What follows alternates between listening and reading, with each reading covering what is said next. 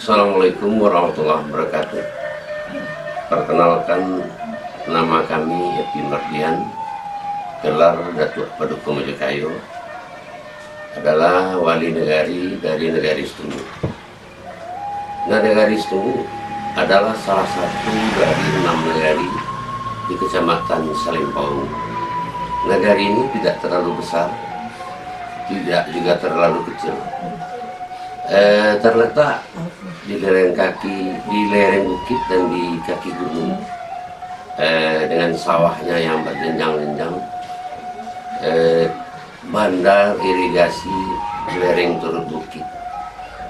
Negari kami punya penduduk lebih kurang 2.900 jiwa, lebih kurang KK 760 KK.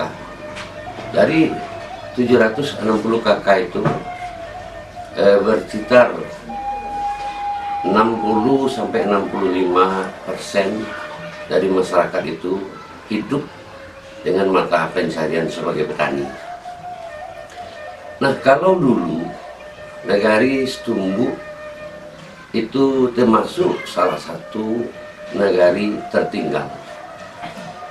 Hubungan sumber daya masyarakat di dalam mengelola potensi yang ada di negari belum maksimal.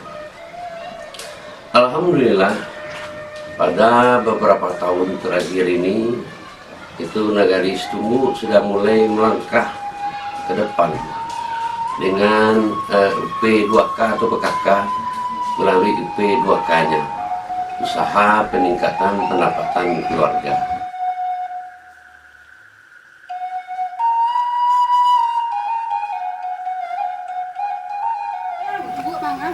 Sudah menjahit ke Pulau Same.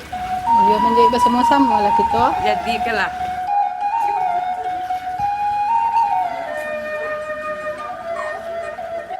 Dari PKK ini melalui P2K ada beberapa kegiatan yang mereka lakukan. Ada yang bersifatnya berkelompok, seperti kelompok simpan pinjam mandiri.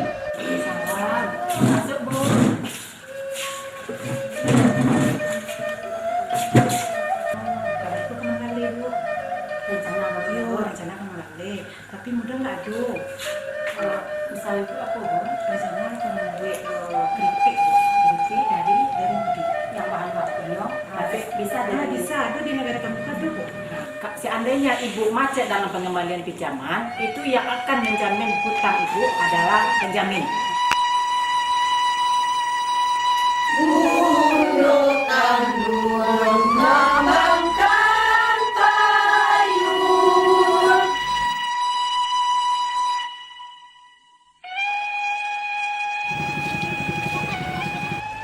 Sulaman ke Pulau Same itu sebetulnya budaya dari leluhur kita masyarakat negari Stungu dan dari dulu. Nah, sudah lama budaya ini, sulaman ini tertidur oleh PKK melalui kelompok P2K-nya mereka bangkitkan kembali. Sehingga budaya-budaya lama, sulaman lama, kesenian lama itu bisa laku di pasaran. Mereka jadikan ada yang berupa baju, ada yang berupa mainan anak-anak, juga bisa berupa sarung bantal dan lain-lain.